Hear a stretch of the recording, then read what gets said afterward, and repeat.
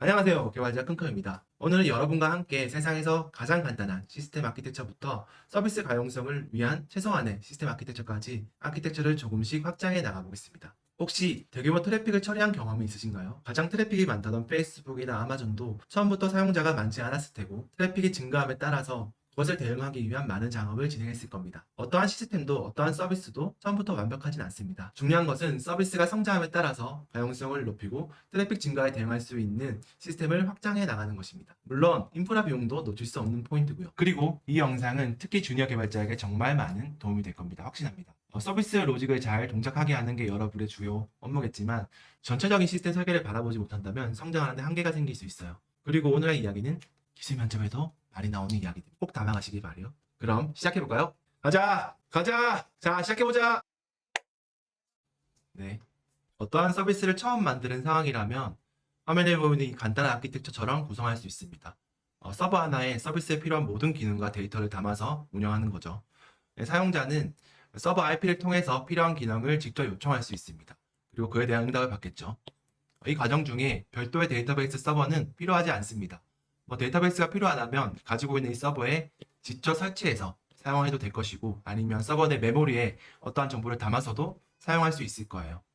아주 간단한 시스템 아키텍처입니다. 이렇게 할 수 있는 이유는 사용자가 없기 때문이죠. 우리가 알고 있는 페이스북이나 아마존의 처음 시작도 이 아키텍처와 크게 다르지 않았을 거예요. 왜 창고에 PC 하나 두고 시작했다고 하잖아요. 사업 비용이 없고 사용자가 없다면 이렇게 시작해야 되는 겁니다. 그와 반대로 극단적으로 어떤 서비스를 서버 100대, 서버 1000대를 두고 시작했다 해볼게요. 그 서비스는 성공할 수 있었을까요? 하거나 할 수는 없지만 저는 불가능했을 것 같습니다. 모든 사업 비용을 인프라 유지 비용으로 다 지출했을 테니까요. 그래서 비즈니스 상황에 맞춰서 시스템 아키텍처도 확장하고 변경해 나가야 된다는 겁니다. 화면에 보이는 이 시스템 아키텍처가 세상에서 가장 간단한 시스템 아키텍처입니다. 일단 저만 사용하는 서버니까 이렇게 운영하는 거예요. 그러다가 옆에 있는 친구가 나도 사용해보고 싶다라고 하는 경우라면 어떻게 해야 될까요? 우리가 계속 접속해왔던 이 서버 IP를 친구에게 공유하면 되는 걸까요? 그렇게 하면 절대 안 됩니다. 왜냐하면 이 서버 IP라는 것은 일단 외우기가 너무 힘들어요. 그리고 두 번째는 이 서버 IP라는 것은 계속 변경될 여지가 있습니다. 서비스를 운영하다 보면 이전 서버를 죽이고 새로운 서버를 띄워서 운영하는 일은 아주 빈번한 일이거든요.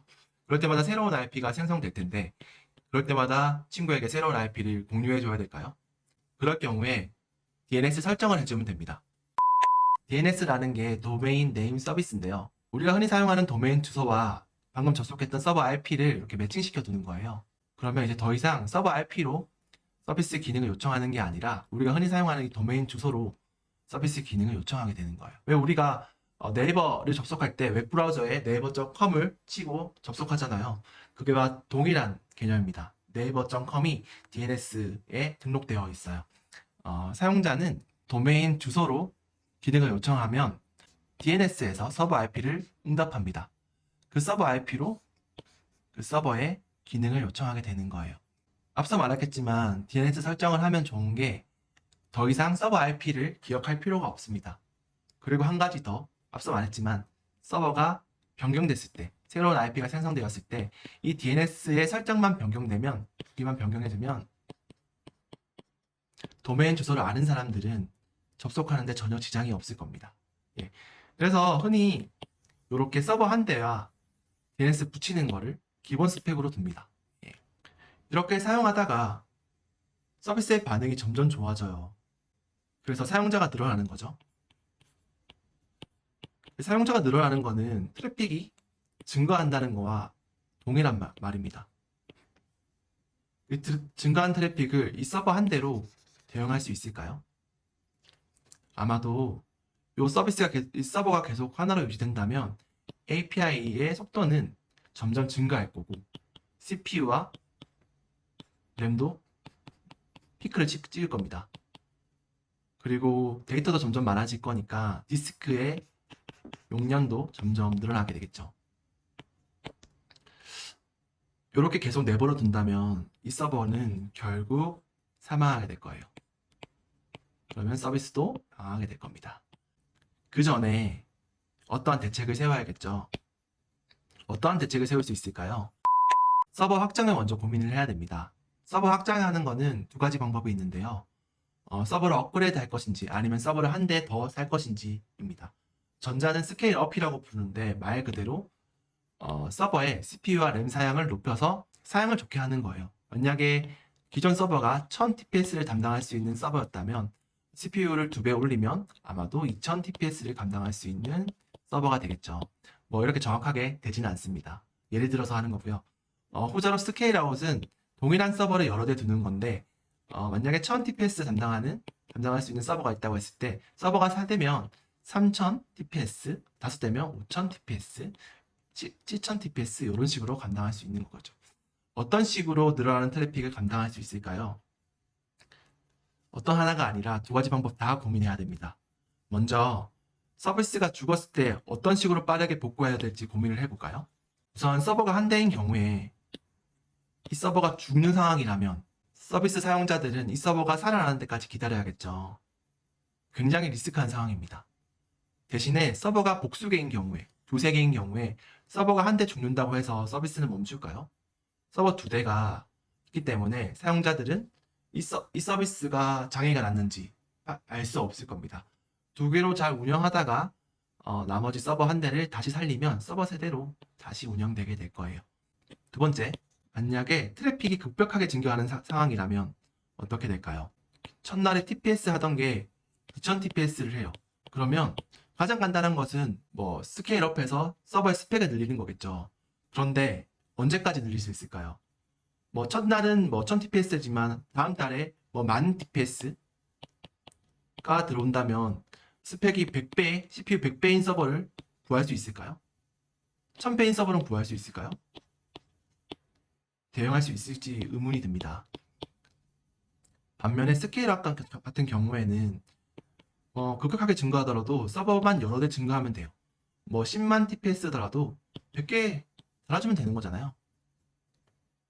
쉽게 대응이 될 겁니다. 뭐 물론 서버가 스테이트 릴리스한 상황이어야겠죠. 뭐 상태가 있으면 서버가 늘리기가 쉽지가 않으니까. 그리고 한 가지 더 비용을 보더라도 스케일 업이 더 유리합니다. 스케일업 같은 경우에 서버 비용이 서버 대수에 비해서 비례해서 증가하게 되죠. 하지만 스케일업 같은 경우에는 가격이 이렇게 급격하게 증가합니다. 그래서 보통은 트래픽을 대응할 때는 스케일 아웃을 대응하는 경우가 많아요. 스케일 업은 사용하지 않느냐? 아닙니다. 뭐 복잡한 기능이 새롭게 추가됐어요. 이를테면 이미지나 데이터 처리 기능이 추가된다 했을 때 응답 속도가 조금 느리게 나와요. 그럴 경우에는 스케일 업을 해서 컴퓨팅 파워를 올리는 게 응답 속도를 올릴 수도 있습니다. 그래서 이 두 가지 방법을 다 고민해 봐야 된다는 거예요. 그래서 제가 운영하는 이 서비스에 적당한 성능의 서버를 여러 대 추가했습니다. 스케일 아웃 한 거죠. 서버 3대를 추가했고 트래픽이 늘어난다면 서버를 여러 대 더 붙일 수 있을 겁니다. 그 서버 앞에 로드 밸런서라는 걸 붙였습니다. 이 로드 밸런서 정말 중요합니다. 이 로드 밸런서 하는 역할은 여러 가지가 있는데 이 아키텍처에서는 첫 번째 로드 밸런서 주소를 제공해 줍니다. 우리가 DNS 설정할 때 도메인 주소 하나와 서버 IP 하나를 매칭시켰고 그걸 통해서 서버에 접속을 했었죠. 그런데 지금은 서버가 3개로 늘어난 상황이에요. 서버를 3개를 연결할 수 없는 상황이기 때문에 로드 밸런스 IP를 DNS에 추가시켜 줄 수 있습니다. 그러면 사용자는 DNS를 통해서 로드 밸런스 IP를 받게 되고 그 로드 밸런스 IP를 통해서 연결해준 서버에서 기능을 요청하게 되는 겁니다. 그리고 더 중요한 역할이 있습니다. 앞서 우리가 늘어난 트래픽을 감당하기 위해 이 서버를 스케일 아웃 한다고 했었죠. 이 로드 밸런스가 늘어나는 이 서버에 적절하게 트래픽을 분산시켜주는 역할을 합니다. 뭐 여러 가지 알고리즘이 있어요. 뭐 라운드 로빈이 가장 대표적인데 라운드 로빈을 사용하면 그 트래픽을 서버에 균등하게 분배해주는 역할을 합니다. 그렇게 되면 이제 서버를 여러 개 늘릴 수 있겠죠, 부담 없이. 그러면 이 시스템은 정말 안정적인 시스템일까요? 그런데 이 시스템 아키텍처에는 약간의 문제가 존재합니다. 그 이유는 이 데이터, 서버에 들어가 있는 이 데이터 때문인데요. 어떠한 사용자가 서비스 기능을 요청할 때 첫 번째 서버에 들어가서 어떠한 자기 데이터를 남겼다고 칠게요. 그 사용자는 매번 동일한 서버에 들어가야지 자기 정보를 찾아서 어떤 정보를 추가할 수 있을 겁니다. 데이터를 추가할 수 있을 겁니다. 근데 만약에 두 번째 서버에 들어간다고 해볼게요. 자기 사용자 정보가 없기 때문에 이 사용자는 되게 당황스러울 거예요. 심지어 장애라고 판단할 수도 있을 겁니다. 그래서 이 사용자는 매번 동일한 서버에 접속할 수 있도록 보장시켜줘야 됩니다. 그거를 해주는 기능이 이 로드 밸런스의 스티키 세션이에요. 스티키 세션을 제공하면 어떠한 사용자는 매번 동일한 서버에서 작업을 하게 될 겁니다. 그런데 스티키 세션을 사용한다고 하면 몇 가지 문제가 더 발생해요. 여기도 적었지만 서버 첫 번째가 없어진 상황이라면 어떻게 할까요? 그 첫 번째 서버에 들어갔던 사용자가 두 번째, 세 번째에 접속한다고 했을 때 자신의 정보가 없으면 당황스럽지 않을까요? 그리고 트래픽이 늘어서 추가 서버를 한 개 추가해봤다고 할게요. 새로운 사람 접속한 사용자들은 새롭게 만들어진 서버에 붙을 수도 있지만 기존의 사용자들은 첫 번째, 두 번째, 세 번째 서버에 계속해서 접속하게 되겠죠. 트래픽 분산이 되지 않을 겁니다. 그럴 경우 어떻게 해야 될까요? 이 문제를 해결하기 위해서는 이 데이터를 어떻게 해야 될지 고민을 해봐야 됩니다. 그에 대한 해결책으로 사용자 데이터는 별도의 데이터베이스에 저장할 수 있습니다. 앞서 서버에 사용자 데이터를 가지고 있었잖아요. 이 데이터를 별도의 데이터베이스로 저장시켜 주는 거죠. 관리사를 분리시켜 주는 겁니다. 그리고 이 서버에 데이터가 없어졌기 때문에 로드 밸런스에 걸었던 스티키 세션 설정도 제거할 수 있어요. 왜냐하면 원인이 제거된 거잖아요. 그렇게 되면 트래픽이 증가하는 상황에서 웹서버 계층의 서버는 얼마든지 늘어날 수 있습니다. 그리고 서버의 이슈로 인해서 서버가 제거되는 상황도 큰 이슈는 없을 거예요. 왜냐하면 모든 데이터가 데이터베이스에서 관리되고 있을 거니까요. 사용자는 어떠한 기능을 요청하면 DNS를 거쳐서 로드 밸런스를 거쳐서 서버 그리고 필요한 데이터가 있다면 데이터베이스에서 가지고 오고 그런 식으로 작업이 진행될 거예요. 이 아키텍처는 더 이상 이슈가 없는 걸까요? 왜 트래픽이 증가하면 서버는 늘어나고 제거될 테니까 이슈가 없을 것처럼 보이는데 모든 데이터가 데이터베이스로 저장됨으로 해서 모든 트래픽이 그 데이터베이스에 집중하게 되는 겁니다. 앞서 웹 서비스에서 로드 밸런스를 통해서 트래픽을 분산시켰는데 여기서 각자 또 요청을 하게 되면 데이터베이스의 트래픽이 엄청 늘어나겠죠. 그 트래픽의 증가를 이 데이터베이스 하나가 감당할 수 있을까요? 그리고 이 데이터베이스가 죽는다면 이 서비스는 다시 한번 망하게 되겠죠. 앞서 우리가 서비스 계층을 스케일아웃으로 장애 포인트를 제거해줬던 것처럼 데이터베이스도 동일하게 대응책을 찾아야 됩니다. 예. 데이터베이스는 다중화 전략을 통해서 가용성을 높일 수 있습니다. 지금까지 저희는 마스터DB 하나로 서비스를 운영했었죠. 근데 마스터 데이터가 트래픽이 집중되면서 데이터베이스가 죽으면 서비스 전체가 엄청 이슈가 있었습니다. 이럴 경우에 어떻게 대응을 하느냐? 우리가 서버를 스케일 아웃 했던 것처럼 동일하게 마스터DB를 하나 더 추가하면 될까요? 그거를 멀티 마스터 전략이라고 이야기하는데 이렇게 지원하는 데이터베이스는 그렇게 많지 않습니다. 왜 그러냐면 마스터DB 두 개를 둔다는 거는 두 데이터베이스에 업데이트가 일어난다는 거거든요. 그러면 이 두 개의 데이터베이스에 싱크를 맞추는 게 쉽지가 않은 기술입니다. 보통 마스터 슬래브 전략을 채택합니다. 예. 데이터 원본을 마스터 데이터베이스에서 관리하고 그거에 대한 사본을 슬래브 데이터베이스에 두는 거죠. 서버가 글을 쓰는 요청을 할 때는 모두 다 마스터 데이터베이스에서 받아주는 겁니다. 그럼 글은 글 데이터가 업데이트 됐다는 요 마스터 데이터베이스에서 일어나겠죠. 그런 모든 요청들을 여기에 로그 파일로 남겨둡니다. 쿼리 로그 파일인 거죠. 그래서 그 백단에서 슬래브 데이터베이스에 실행을 시켜주는 거예요. 트레드를 돌면서. 그러면 마스터 데이터베이스와 슬래브 데이터베이스는 동기화를 시킬 수 있습니다. 그리고 서버에서 읽는 요청을 할 때는 이 슬래브 데이터베이스에만 요청을 하는 거죠. 하는 이유는 성능 향상을 위해서인데요. 보통 어플리케이션을 개발하거나 사용할 때 글을 읽는 요청이 글을 갱신하는 요청보다 훨씬 많이 일어납니다. 읽는 요청이 더 늘어나면 슬래브 데이터베이스를 더 추가할 수 있기 때문에 성능이 향상시키는데 훨씬 득이 되는 거죠. 그리고 가용성을 향상시킬 수 있는데 만약에 마스터 데이터베이스가 죽었다고 해볼게요. 그러면 슬래브 데이터가 일시적으로 마스터 데이터베이스 역할을 할 수 있습니다. 그러다가 마스터 데이터베이스가 살아나면 요 마스터 데이터베이스 역할을 했던 게 다시 슬래브 데이터베이스 역할을 수행하는 거죠. 그리고 두 번째, 요 슬레이브